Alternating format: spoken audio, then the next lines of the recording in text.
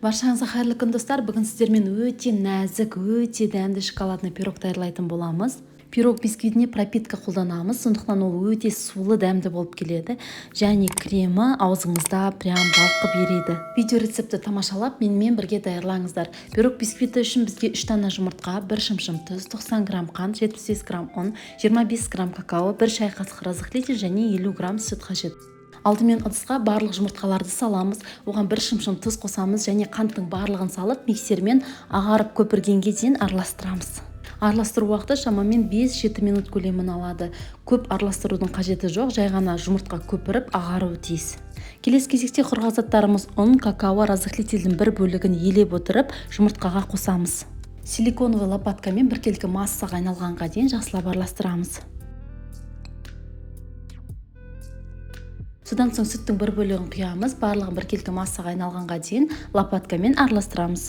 Құрғақ заттарымыз бен сұйық заттарымызды жұмыртқаға кезектестіріп отырып қосып араластыруымыздың себебі миксермен араластырған жұмыртқамыз басылып қалмауы тиіс. Бұл пирогтың жақсы көтерілуіне әсер етеді. Сүттің соңғы бөлігін құямыз, барлығын біркелкі массаға айналғанға дейін жақсылап араластырамыз. Осымен біздің шоколадты бисквитімізге арналған массамыз дайын.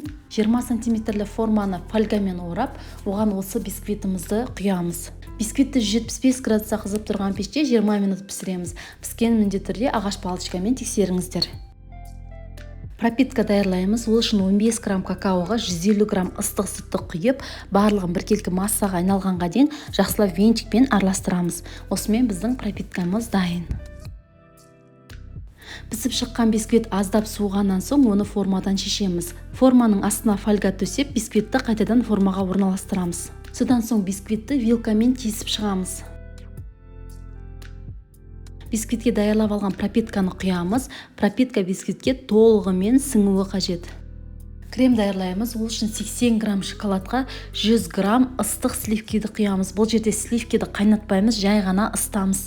Шоколад 1-2 минут ыстық сливкиде тұрып ергеннен соң, оны біркелкі массаға айналғанға дейін погружной блендермен жақсылап араластырамыз. Қалған 150 мл сливкиді өз формасын ұстағанға дейін жақсылап миксерлейміз. Осы жерде айтып кететін жайт, сливки міндетті түрде холодильниктен шыққан суық болуы тиіс. Сливкиді араластырар алдында жарты сағатқа морозильникке қойып алсаңыз да болады. Әппақ болып көпірген сливкиімізге шоколадты сливкиімізді қосып, оны миксерлейміз. Қатты көп миксерлеудің қажеті жоқ. Себебі сливки өз формасынан айырылып қалуы мүмкін. Сол үшін 2 сливки біркелкі массаға айналғанға дейін ғана араластырамыз. Дайындап алған кремді бисквитіміздің бетіне құямыз. Бисквиттің бетіне құйылған крем өте сұйық болып тұр, сондықтан ол өз формасын ұстау үшін біз оны 3 сағатқа холодильникке немесе 1,5 сағатқа морозильникке салып қоямыз. Мен өзім асығыс болғандықтан 1,5 сағатқа морозильникке салып алдым.